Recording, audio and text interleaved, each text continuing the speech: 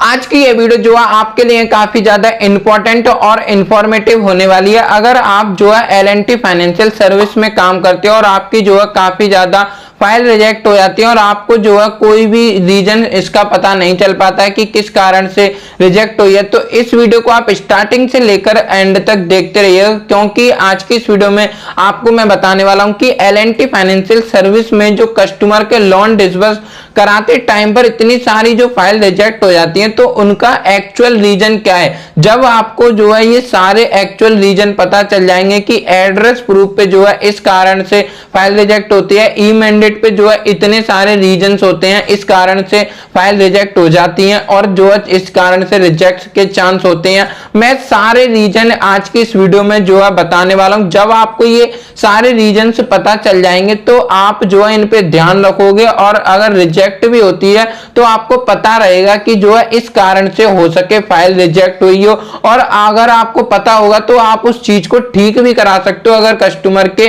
किसी चीज में प्रॉब्लम है तो वो जब कि आपको ये रीजन सारे पता हो, तो सारे रीजंस मैं बताने वाला हूं जो कि एल&टी फाइनेंशियल सर्विस की तरफ से ऑफिशियली रिसीव हुए हैं, जो कि टाइम टू टाइम आते हैं, तो कैसे आपको भी वो मिल सकते हैं मैं आपको जो बता दूंगा। तो इस वीडियो को स्टार्टिंग से लेकर एंड तक देखते रहिएगा। अपनी मैं आपको जो है ई मैंडेट के रीजंस बता देता हूं कि कितने सारे जो रीजंस हैं जिनके कारण से जो है ई मैंडेट पर आकर के रिजेक्ट हो जाते हैं, यानी कि बैंक अकाउंट की जब डिटेल से डालते हो तो ऑटोमेटिकली फाइल रिजेक्ट हो जाती है। तो कितने सारे कारण होते हैं जो कि ये एल&टी की तरफ से ऑफिशियल रिसीव है, जैसे कि C0 ID में जो है आपको यहाँ पे नहीं शो कराऊंगा, तो आप जो है इसको देख सकते हो। ये अगस्त के मंथ की सारी हैं और जुलाई मंथ की भी इसमें जो है अवेलेबल है, जो कि टाइम टू टाइम अपडेट होकर के ये आती हैं। कि जैसे कि ये एक C0 ID है, लॉग इन डेट आप यहाँ पे देख सकते हो। एक कोई किसी एजेंट ने जो है इस कस्टमर का कर रहा था तो डेबिट कार्ड उसका जो है एक्टिवेट नहीं था, फिर भी उसने उसकी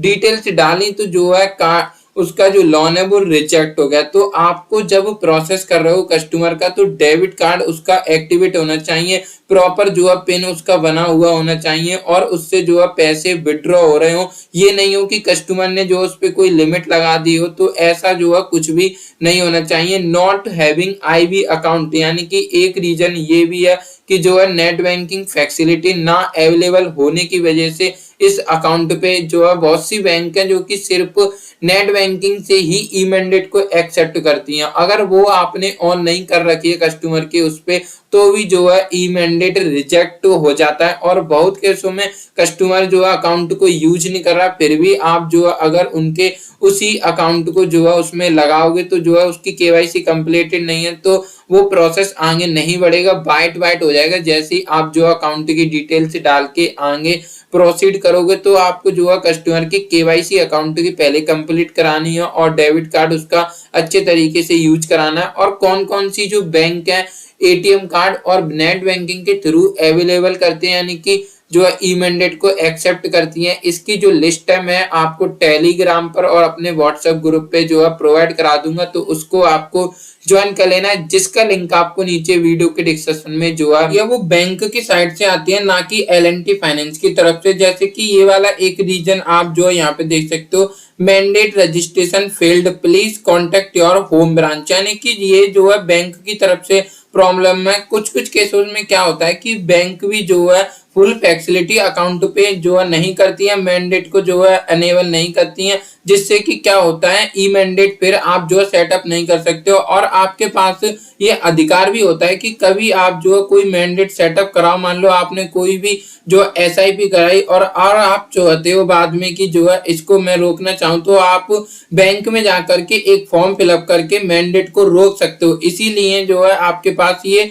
पूरा अधिकार होता है, तो मैंडेट को आप बाद में रोक भी सकते हो। लेकिन लोन के केस में ऐसा जो है नहीं होता है। ये मैं आपको इसलिए बता रहा हूं जिससे कि आपको पता चल जाए कि मैंडेट किस तरीके से काम करता है। बैंक भी जो है उनके पास पूरा अधिकार जो है होता है। और एक रीजन जो है मैंडेट का ये भी हो सकता है रजिस्टर्ड ना होने का, कि आपके बैंक में बैलेंस मेंटेन ना होना, जितना बैंक बैलेंस जो है रिक्वायर्ड होता है। एलएनटी कहती है कि जो है जितना आपकी ईएमआई है एक मंथ की, उसके 3 टाइम्स बैंक बैलेंस आपके बैलेंस में जो है होना चाहिए अकाउंट में। यानी कि 5,000 की ईएमआई है तो 15,000 रुपए होना चाहिए। ये नहीं कि जो है अगर आपको जो है अभी याद आया चलो पैसे डाल दो 15,000 रुपए, 5,000 की ईएमआई है तो जो है ई मैंडेट को सेटअप कर दिया जाएगा। तो दोस्तों उसमें भी एनपीसीआई की वेबसाइट पर अपडेट होने में टाइम लग जाता है। तो अगर आपको पता चला है अभी, तो आप जो है या तो कल मैंडेट करने वाले तो 24 घंटे से पहले उसमें 15,000 रुपए डाल दो। और कुछ केसेस में जो है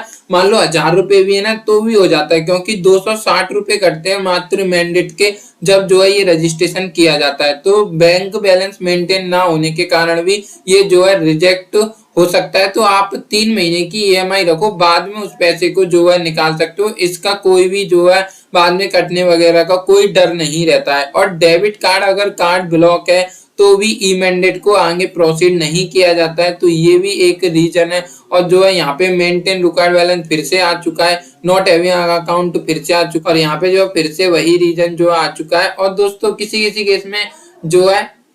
बहुत सारी जो बैंक है सिर्फ जो है नेट बैंकिंग से ही ई मैंडेट को एक्सेप्ट करती हैं। तो जो नेट बैंकिंग आप चालू कर रहे हो कस्टमर की, वो जो है फुल राइट्स वाली होनी चाहिए। अगर कस्टमर ने पहले से ऑन कर रखी है तो उससे पूछ लेना है कि ये जो व्यू राइट्स है, यानी कि इसमें सिर्फ ट्रांजैक्शन आप देख सकते हो और कुछ भी जो है फंड ट्रांसफर इधर से उधर नहीं कर सकते हो, कोई भी ई मैंडेट सेटअप नहीं किया जाएगा अगर कस्टमर की जो नेट बैंकिंग है वो जो है व्यू राइट्स वाली है। तो बैंक में जब आप सेटअप करते हो तो वहां आपको ऑप्शन मिलता है कि आप जो इसको फुल राइट्स करोगे या फिर व्यू राइट्स। तो आपको जो है अगर नहीं बना रहे हो नेट बैंकिंग ऑन करो कस्टमर की, जैसे कि बंधन बैंक है वो सिर्फ मैंडेट नेट बैंकिंग के थ्रू एक्सेप्ट करता है, ओवरसीज बैंक है वो सिर्फ जो है मैंडेट नेट बैंकिंग के थ्रू ओपन करता है। तो उस केस में आपको नेट बैंकिंग कस्टमर की ऑनलाइन ही ओपन करानी होगी, और जो कि सभी बैंकों की इजीली ऑनलाइन ओपन हो जाती है। तो आपको जो है उसका भी ध्यान रखना है कि व्यू राइट्स वाली नहीं होनी चाहिए अगर आप नेट बैंकिंग से सेटअप करना जा रहे हो। तो ये सबसे बड़ी प्रॉब्लम आती है व्यू राइट्स वाली। तो आप जो है अगर व्यू राइट्स कस्टमर ने पहले से कर रखी है तो आपको क्या करना है, ऑन करा लेनी है इसको फुल राइट्स, जो कि ब्रांच में जा करके हो जाएगी। अगर अकाउंट फ्रोज भी होता है तो यानी कि कस्टमर यूज नहीं कर रहा, उसको बहुत दिन से कोई भी केवाईसी नहीं हुई है, तो भी जो है ई मैंडेट में दिक्कतें जो आ जाती हैं। ये जो फिर से आ चुका है, यहाँ पे आप जो है देख सकते हो केवाईसी कंप्लीट नहीं होती है अकाउंट की तो भी जो है आपका ई मैंडेट नहीं किया जाएगा। अगर डेबिट कार्ड एक्सपायर हो चुका है कस्टमर का तो भी ई मैंडेट जो है नहीं किया जाएगा। नीचे आएंगे ज्यादातर जो है यही प्रॉब्लमें आती हैं, debit card block, debit card जो है एक्सपायर हो चुका है, debit card not activated.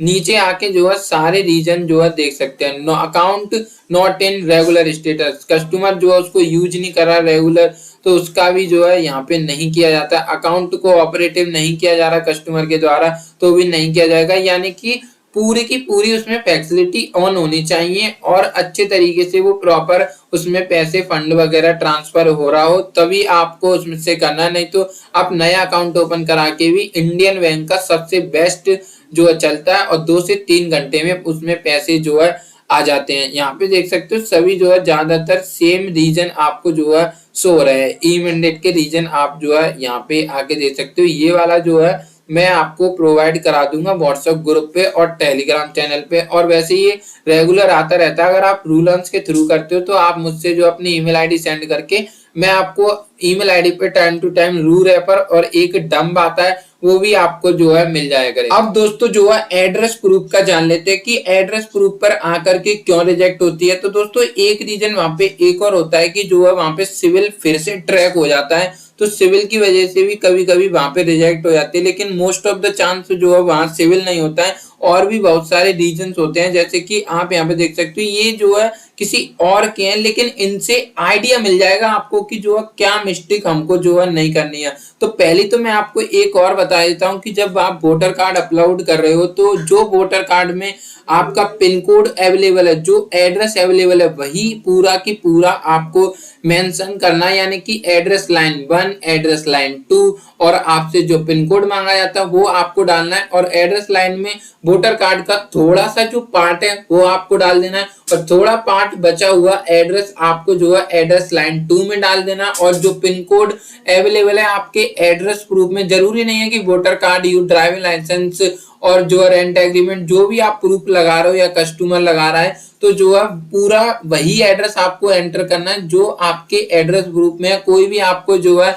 Landmark वगैरह अलग से नहीं लगा देना जिससे कि आप सोचो कि जल्दी से हमारा अप्रूवल हो सके, तो ऐसा जो है बिल्कुल भी जो नहीं होता है। जैसे कि name mismatch with bank passbook as per system, यानी कि नेम मैच कर रहा है एज पर सिस्टम, तो जो नेम है वो ये है बट डॉक्यूमेंट के अनुसार कस्टमर का ये है। कभी कभी जो है बहुत ज्यादा टाइम हो जाता है कि आपका जो अंडर वेरिफिकेशन में पड़ा रहता है, आगे उसको प्रोसीड नहीं किया जाता है, तो आप लोग जो है मिस्टेक कर देते हो, वहां पे जो है कस्टमर का नेम कुछ और है, जो थोड़ा सा भी अंतर होने पर उनको जो है डाउट हो जाता है, वो जो है आगे केस को नहीं बढ़ाते हैं। जब जो है रीट्राई बोलते हैं कि जो है फिर से डॉक्यूमेंट को अपलोड करो, अगर जो है आपने उसको बिलर की वजह से हुआ है तो कह नहीं सकते हैं। अगर आपने जो है उसमें नेम की मिसमैचिंग है फिर भी आपने उसको दोबारा से अपलोड कर दिया, तो उस केस में वो उस केस को रिजेक्ट मार देते हैं। जैसे कि provided document is not as per the requirement, kindly provide alternate valid document to check, यानी कि जो डॉक्यूमेंट कस्टमर ने यहाँ पे